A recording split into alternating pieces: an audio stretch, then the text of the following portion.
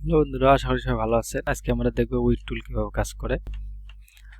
তো আমি এই যে আমাদের উইড টুল, তো আমি সরাসরি একটা লাইন নেই, এইভাবে শিফট চাপে ধরে এইভাবে নিলাম। নেওয়ার পরে স্ট্রোকটা বাড়ায় নিলাম,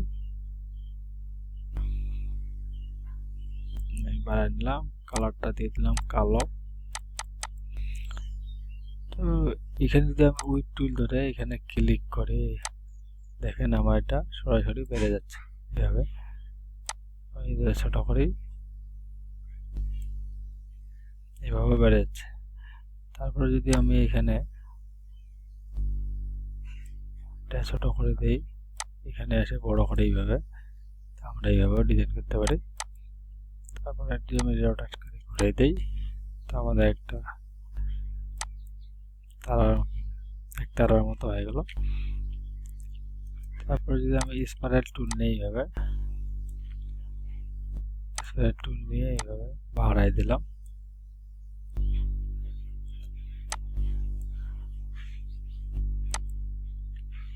স্পাইরাল টুল নিলাম এইভাবে, আমি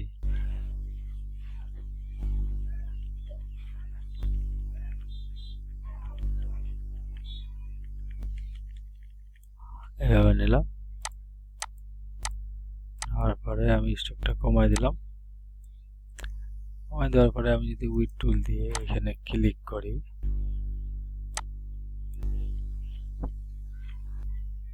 দেখেন আমার এখানে ক্লিক করি, আমি এভাবে করতে পারি। অথবা এখানে যদি ক্লিক করি, আমার এই জায়গাটা বড় হয়ে যাবে, বাকিগুলো আস্তে আস্তে ছোট হয়ে আসবে।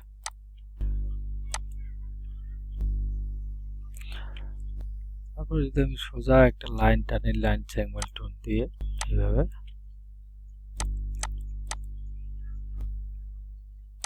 বড় করে দিলাম। বড় করে দিয়ে এখানে আমি উইড টুল দিয়ে এখানে যদি এইভাবে বড় করি, সরি আমি উপরে বড় করলাম, এইভাবে বড় করার পরে এখানে একটু চাপা করে দিলাম, চাপাই দিলাম।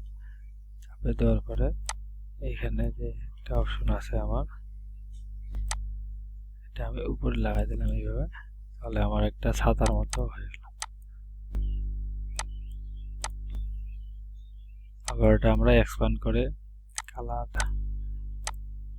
এক্সপ্যান্ড করে আমরা ব্যবহার করতে পারি, এভাবে এক্সপ্যান্ড করে ব্যবহার করতে পারি।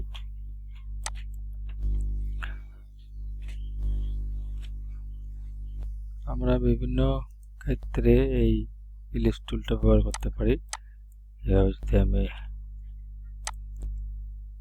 স্ট্রোক নেই, নেওয়ার পরে বাড়াই দিলাম, সিজার টুল দিয়ে আমি এই অংশটা কেটে দিলাম, এখান থেকে এখানে ওখানে আমি কেটে নিলাম, এটা আমি বাদ দিলাম। তারপরে যদি আমি উইড টুল দিয়ে এখানে ক্লিক করি, দেখেন আমার এটা একদিকে বড় হয়ে গেছে, একদিকে ছোট হয়ে গেছে। আমরা এইভাবে উইড টুল দিয়ে বিভিন্ন রকম ডিজাইন করতে পারি বন্ধুরা। তো আজকের টিউটোরিয়াল এই পর্যন্ত। সবাই ভালো থাকবেন, সুস্থ থাকবেন, ধন্যবাদ।